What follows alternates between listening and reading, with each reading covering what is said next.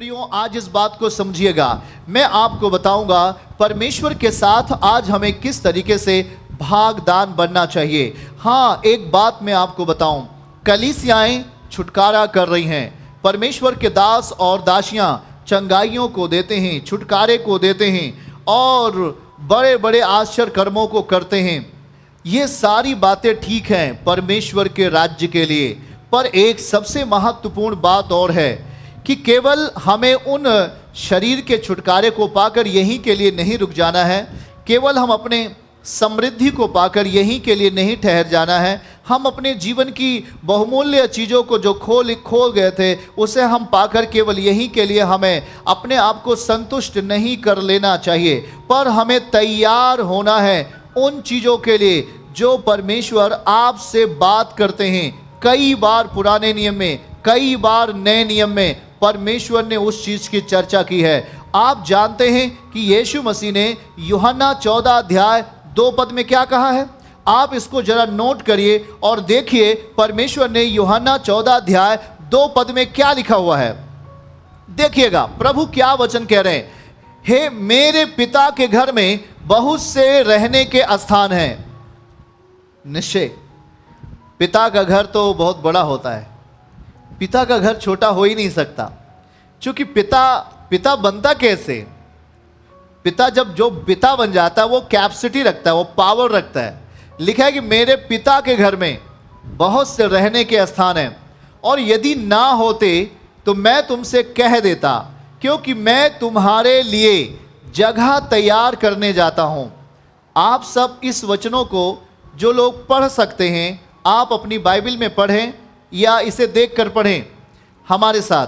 बोलिए, मेरे पिता के घर में बहुत से रहने के स्थान हैं। यदि ना होते, क्या ना होता? घर।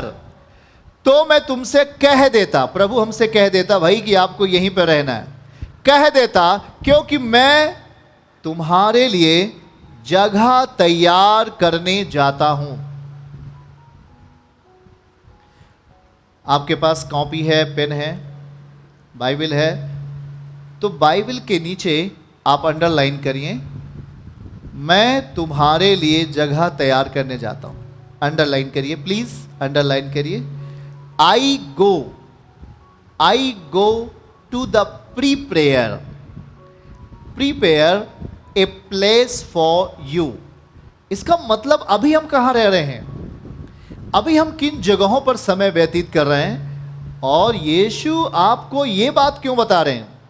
इसका क्या मतलब है कि मैं जाता हूं तुम्हारे लिए जगह तैयार करने। ये कौन सी बात है? उसको आप अंडरलाइन कर लीजिए, उसके नीचे आप अंडरलाइन कर लें, मैं तुम्हारे लिए जगह तैयार करने जाता हूं। कौन मेरे लिए जगह तैयार करने जाता है? यीशु मसीह। कहिए सब लोग, यीशु मसीह। इसका मतलब हमारा यहां जगह नहीं है, हमारा अस्थाई घर यहां नहीं है, हमारा अस्थाई घर यहां नहीं है, हम एक परदेसी की भांति है। इसका मतलब परमेश्वर का पुत्र यीशु मसीह बोल रहा है, भैया मैं अब मेरे पिता के घर में बहुत से रहने के स्थान हैं, और यदि ना होते तो मैं तुमसे कह देता, क्योंकि मैं तुम्हारे लिए जगह तैयार करने जाता हूं। इसका मतलब मेरे प्रियो, हमारा जगह यहां नहीं है अस्थाई, ये अस्थाई है, टेम्पररी। इसको टेम्परेरी बोल सकते, ये है और गिर जाएगा, पर एक जगह तैयार करने परमेश्वर जाता है, और वो है स्वर्ग में। इसका मतलब हमारा उठना तय है, हमारा यहां से जाना तय है। हम शरीर में रहें या कब्र के भीतर रहें, इसका मतलब प्रभु हमें लेके जाएंगे वहां। चौंकाने वाली बात, क्योंकि मैं तुम्हारे लिए जगह तैयार करने जाता हूं। तीसरा, बाइबल तीसरा वचन कहता है, उसको ध्यान से, यदि मैं जाकर तुम्हारे लिए जगह तैयार करूं तो मैं फिर आकर, अंडरलाइन करिए, फिर आकर, यानी यीशु मसीह आएगा, फिर आकर उसके नीचे फिर आकर के नीचे अंडरलाइन करें, प्लीज अंडरलाइन करें। फिर आकर तुम्हें अपने यहां ले जाऊंगा। वाह, अपने यहां, खुशखबरी, अपने यहां ले जाऊंगा कि जहां मैं रहूं वहां हम आप भी रहें। अरे वाह, गॉड ब्लेस। कितनी सुंदर बात, कितनी अद्भुत बात है ये कि जहां पर परमेश्वर का पुत्र, जहां पर मेरा यीशु मसीह रहेगा वहां मैं रहूंगा। सब लोग बोलो, मैं रहूंगा वहां। वो कौन सी जगह होगी? वो टेम्परेरी जगह नहीं है, वो अलौकिकता की जगह है। इसका मतलब मेरे प्रियो, एक रहस्य ये है कि आपका यीशु मसीह बादलों पे आने वाला है, और इस चीज को हम बोलते हैं रैप्चर, उठाया जाना। बोलो, उठाया जाना। मेरे प्रियो ध्यान से सुनिए, यीशु मसीह हमारा आपका रैप्चर करेंगे। रैप्चर का मतलब है उठाया जाना। वो अपने लोगों को उठाएगा, वो अपने लोगों को लेके जाएगा, और उसका टाइम बिल्कुल निकट आ गया है। इसीलिए मैं आपसे कह रहा हूं, आप अपनी जिंदगी की परेशानियां, अपनी जिंदगी की चिंताओं और अपनी जिंदगी की तमाम भाग दौड़ी को थोड़ा से विश्राम दो। कहीं आप इससे छूट न जाओ। डर ये है कहीं आप वंचित ना हो जाओ, जो यीशु मसीह हमारे जो कह रहा है, कहीं इस भागदान से वंचित न रह जाओ, कहीं इस चांस से, इस मौके से वंचित न रह जाओ। प्लीज दूसरा फिर से देखो, फिर से देखो मेरे प्रियो, ये क्यों हम आज इस आपको क्यों समझाने का प्रयास कर रहे हैं? क्योंकि लोग अपने घर की चिंता, अपने परिवार की चिंता, अपने संतानों का कहां क्या हुआ, ये सब वो इसमें बिजी है, एकदम बिजी है। पर वो अपने जीवन की तैयारी को भूल करके इस संसार की तैयारी में पूरा टाइम वेस्ट कर रहा है, पूरा टाइम बर्बाद कर रहा है। वो कुछ भी समझ नहीं पा रहा है कि मैं अपनी तैयारी कैसे करूं, और वो इस बात को भूल चुका है कि वो यीशु मसीह हमारे लिए बादलों पे आएंगे और हमें उठना है। इसकी तैयारी कहां है? मेरे प्रिय जन, मेरे भाई और बहनों, क्या है इसकी तैयारी? देखिएगा, प्रभु यीशु मसीह क्यों इस बात को कह रहे थे कि मैं पिता के घर में रहने के बहुत सारे जगह हैं। इसका मतलब हमें पिता के पास फिर जाना है। मतलब पिता कहां वास करता है? हीवन में, स्वर्ग में। और कहता है यदि ना होते तो मैं तुमसे कह देता, क्योंकि मैं तुम्हारे लिए जगह तैयार करने जाता हूं। इसका मतलब यह हमारा अस्थाई जगह नहीं है। इसका मतलब यह धरती पर हमारा अस्थाई जगह नहीं है। ये चीजें खत्म होने वाली हैं, ये टेम्परेरी है, ये टेम्परेरी है और अधूरा है। जगह तैयार करने जाता है परमेश्वर हमारे लिए, उसके लिए हमें भी यहां तैयार होना पड़ेगा। वो वहां हमारे लिए घर बना रहा है, वो हमारे लिए वहां तैयारी कर रहा है। और क्या हम स्वर्ग के लिए तैयार हो रहे हैं? शायद वो आपके नाम का घर वहां बना रहा हो, शायद वो आपके मुख को देख रहा हो और आपके लिए वहां घर तैयार कर रहा हो, शायद आपके पत्नी के लिए, शायद आपके पति के लिए, शायद आपके माता पिता के लिए वो घर तो वहां तैयार कर रहा है। पर यहां की परिस्थितियां, यहां की जो संसार की तमाम गंदगियां आपको ऊपर ना जाने के लिए प्लान कर चुकी हैं। वो आपको खींचने के लिए, आपको यही टेम्परेरी जगह पर नष्ट करने के लिए वो प्लान बना रही हैं। तीसरा पद को लेके आइए। इंपॉर्टेंट है ये बात, हमारे प्रिय भाई बहनों, इस बात को समझना है। यदि मैं जाकर तुम्हारे लिए जगह तैयार करूं, मतलब वो हमारे लिए जगह तैयार कर रहा है। वहां हमारे लिए कोई मेहनत नहीं, हम वहां पर कोई परिश्रम नहीं कर रहे हैं, पर उसकी बातें हमारे भीतर हैं। उस पिता की बातें, उस पुत्र की बातें हमारे भीतर हैं, और तब हम यहां तैयार हो रहे हैं वहां जाने के लिए।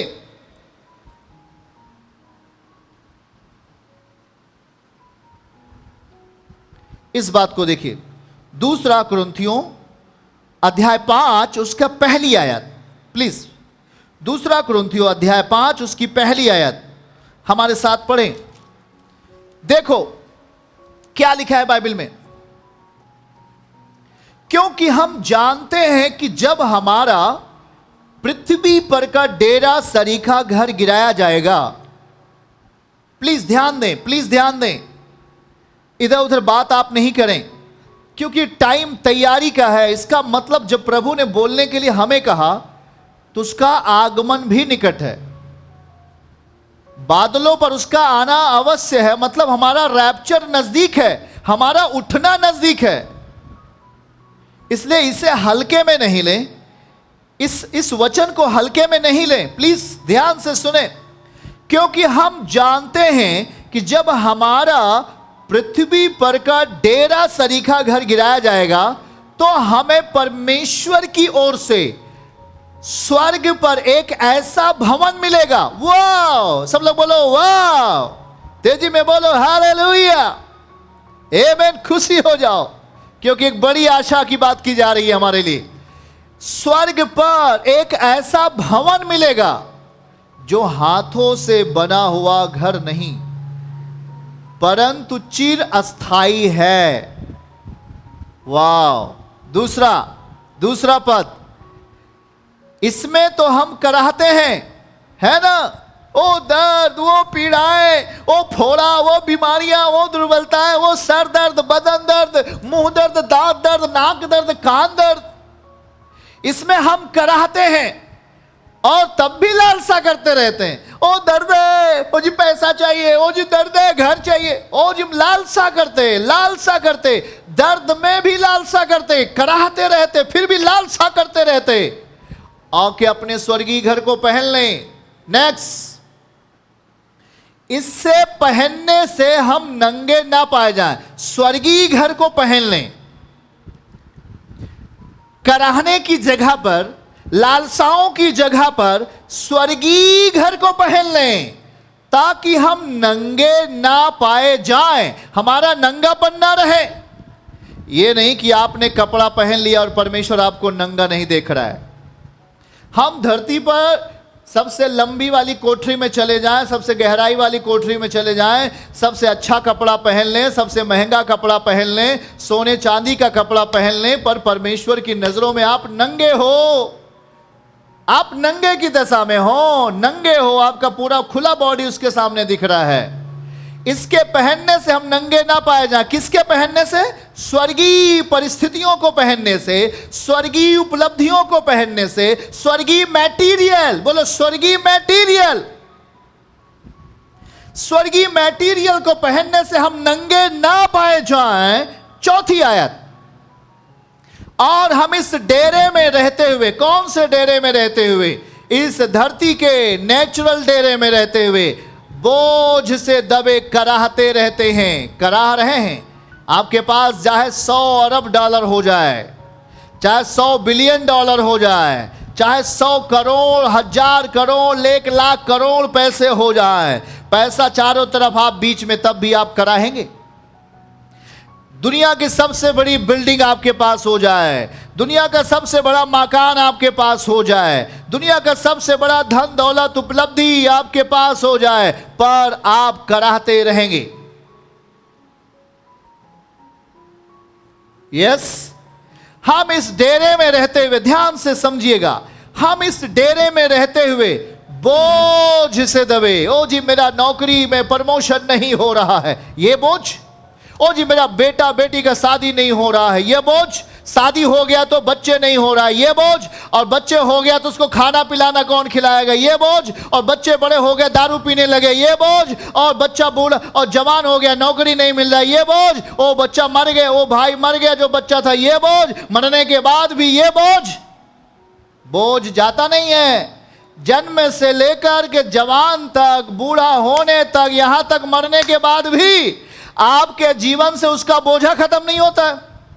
लिखा बोझ से दबे कराहते रहते हैं, क्योंकि हम उतारना नहीं चाहते। हम उतारना नहीं चाहते, हम पहनना चाहते हैं, ताकि वह जो मरणहार है, मरणहार, जो मरण, जो चीज मृत्यु हो जाती है वो हार जाता है। देखो लिखो मरणहार के नीचे अंडरलाइन करो, मरणहार। मर और हार मतलब कि जो मर गया वो हार गया, उसको बोलते हैं मरणहार। ध्यान से अंडरलाइन करिए, जो लिखा है मरणहार, इसका मतलब होता है आपको मृत्यु ने हरा दिया। मृत्युहार, मरणहार का मतलब मृत्युहार, आपको मृत्यु ने हरा दिया। और जब मृत्यु में लोग हार जाते, जब किसी को मृत्यु हरा देती है, मृत्यु का मतलब बीमारी हरा देती है, समस्या हरा देता है, पाप आपको हरा देगा, तो आपकी जीवन नैया डूब जाती है। लिखा है जीवन में डूब जाए, वो डूब जाती है, वो परिस्थितियां डूब जाती हैं, वो परिस्थितियां डूब जाती हैं। देखो जरा भाई, क्या प्रभु ने इतना अलौकिकता की बातें, हमें इस बात को समझना है। जब प्रभु हमें इस बात को बोलता रहता है, फिर 5 पद में क्या लिखा है उसके नीचे आ जाएं, और फिर जिसने हमें इसी बात के लिए तैयार किया है वह परमेश्वर है, जिसने हमें बयाने में आत्मा भी दिया है। देखो भैया, वो बयाने में हमें आत्मा दिया है, ना कि हमें डूबने हारा बना दिया, मरणहार में जाने के लिए बना दिया। इसलिए ध्यान से सुने, पहला पद को लाइए और हम एक नंबर वाले पद को पढ़ेंगे। सब लोग हमारे साथ पढ़िए। हम जानते हैं कि हमारा पृथ्वी पर का डेरा सरीखा घर गिराया जाएगा, तो हमें, सब लोग बोलो, हमें पृथ्वी, तो हमें परमेश्वर की ओर से, हाँ अभी तो मेरे पास धन है, मेरे पास पैसा है, मेरे पास नौकरी है, मेरे पास जमीन है, मेरे पास बिल्डिंग है, मेरे पास सोना है, चांदी है, मेरे पास वो है, अपनी ओर से कर रहे थे, वो सब खत्म, डिस्ट्रॉय। परमेश्वर की ओर से, बोलो परमेश्वर की ओर से स्वर्ग पर एक ऐसा भवन मिलेगा जो हाथों से बना हुआ घर नहीं परंतु चिर अस्थाई है। चिर अस्थाई को बोलते हैं इंटरनल, जो कभी खत्म नहीं होता। मैंने बीते समय में एक विषय ने पवित्र आत्मा ने हमें दिया था, आप शायद उस सभा में थे या नहीं थे। मैंने कहा हम अंत में नहीं हैं, हम अनंत में हैं। हम अंत में नहीं हैं पर अंत में हैं, अनंत में हैं। बोलो, हम अंत में नहीं हैं, अनंत में है, मतलब इंटरनल में है, चिरस्थाई में हम हैं। इसका मतलब क्या है कि परमेश्वर हमारे लिए जगह तैयार कर रहा है। हमारे लिए परमेश्वर की ओर से हमें एक भवन मिलेगा, पर उस भवन में हम जाएंगे कैसे? उस भवन में हमारा आगमन कैसे होगा? और वो भवन लिखा है हाथों से बना हुआ नहीं है। तब कैसे भैया बना है? वो हाथों से बना हुआ नहीं है, वो चिरस्थायी है, परमेश्वर के द्वारा बना हुआ है। वो कभी ना खत्म होगा, कभी पुराना नहीं होगा, कभी गलेगा नहीं, कभी मिटेगा नहीं, वो हमेशा के लिए बना रहेगा। ऐसा घर परमेश्वर ने स्वर्ग पर अपने जो खुदावन यीशु मसीह पर विश्वास करते हैं, अंत तक जो विश्वास योग्य रहेंगे, वो रैप्चर में उठा लिए जाएंगे और इस घर में रखे जाएंगे, इस घर में चले जाएंगे। आमीन। मेरे प्रियो, ये बात आपको कैसी लग रही है? ये बात होने वाली है, क्योंकि परमेश्वर के बड़े बड़े दास जो काफ़ी उम्र लंबा हो गया, 70 साल 75 साल उम्र हो गया है, उनको प्रभु लगातार ये बात का दर्शन दे रहे हैं कि मेरा आना निकट है। वो धरती पे नहीं आएगा, ध्यान से सुनिए, वो धरती पे भी नहीं आएगा। धरती पे कब आएगा? जब अपने लोगों को वो उठाएगा। मतलब ऐसा नहीं, उसका धरती पे आने का मतलब विनाश। विनाश। जब तक वो अपने प्रिय लोगों को, जब तक अपने, जिसके लिए यीशु ने रोया, जिसके लिए यीशु ने कोड़े मार खाए, जिसके लिए यीशु ने खिल्लियां ठुकवाई, जिसके लिए प्रभु ने कांटों का मुकुट पहना, जिसके लिए परमेश्वर ने ताड़ना सहा, यातना सहा, सूली का यातना सहा, परमेश्वर ऐसे ही अपने लोगों को नहीं छोड़ देगा। जरा ध्यान से समझिए मेरे प्रियो, ध्यान से समझिए। और हमारा आपका उठना तय है, ये निश्चय है कि परमेश्वर अपने वचन के अनुसार अपने लोगों को उठाएगा। पर अभी हमारी तैयारी क्या है? अभी हम क्या तैयार हो रहे हैं परमेश्वर के स्वभाव में? अभी क्या हम तैयार हो रहे हैं परमेश्वर के अनुकूल, परमेश्वर के अनुरूप, परमेश्वर के प्रतिरूप? क्या हम तैयार हो रहे हैं उसके स्वभाव में? क्या हम तैयार हो रहे हैं उसके वचन में? क्या हम तैयार हो रहे हैं उसकी उपस्थिति में? सबसे बड़ी चिंता का विषय यही है। मेरा प्रभु आ तो जाए, पर वो लेट इसलिए कर रहा है कि वो आपसे प्रेम करता है। बाइबल यही बताती है। वो आपको तैयार करना चाहता। वो नहीं चाहता कि कोई व्यक्ति नाश हो, वो नहीं चाहता कि कोई व्यक्ति खत्म हो। मेरे प्रियजनों, आप चिन्ह को देख रहे हो। यीशु मसीह ने एक चिन्ह दिखाया, और वो चिन्ह क्या दिखाया? परमेश्वर ने चिन्ह क्या दिखाया? ध्यान से सुनिए कि अंतिम समयों में महामारियां आएंगी, अंतिम समयों में भूडोल आएंगे, भूकंप आएंगे, आंधियां आएंगे, तूफान आएंगे, जैसा कभी नहीं आया था। यह अंतिम समयों का एक चिन्ह होगा, पर उस समय अंत नहीं होगा। अंत तब होगा जब उसके लोग रैप्चर में उठा लिए जाएंगे, जब उसके मन फिराए हुए लोग परमेश्वर के साथ होंगे, तब वो विपत्तियों को इस धरती पे आने देगा। इसीलिए वो अभी रुका हुआ है। हाँ, आगे चलिए, एक पद को पढ़ेंगे जल्दी से, और हम पढ़ेंगे यहां पर पहला यूहन्ना 2:28। पहला यूहन्ना की किताब 2:28।